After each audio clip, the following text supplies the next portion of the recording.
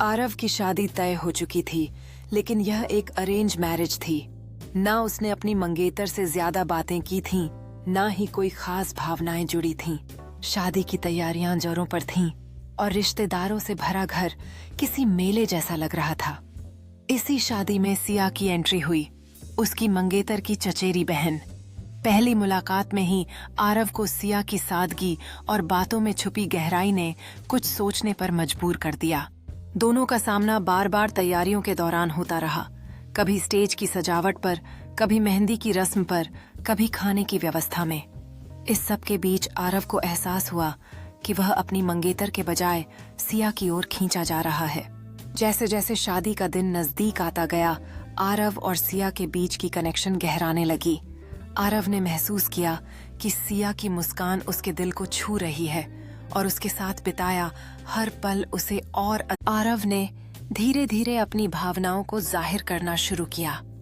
सिया, मैं अपनी मंगेतर से वादा किया था कि मैं उसे कभी धोखा नहीं दूंगा, लेकिन मैं तुम्हारे साथ जो महसूस कर रहा हूँ वो कुछ और ही है।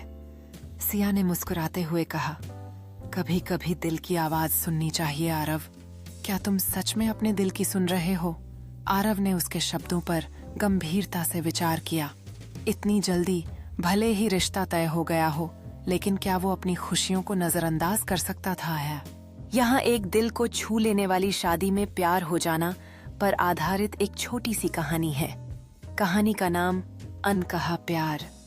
मुख्य पात्र आरव, एक सीधा साधा समझदार लड़का जिसकी हाल ही में सगाई हुई है। सिया, एक खुश मिजाज खुले दिल की लड़की जो अपनी बहन की शादी में आई है। धीरे धीरे बातों का सिलसिला बढ़ता गया।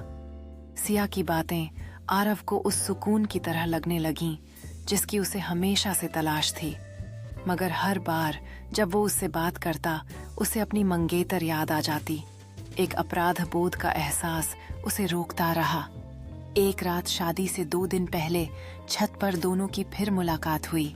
सिया ने कहा, तुम्हारी आंखों में कुछ सवाल हैं आरव, जो तुम पूछ नहीं पा रहे।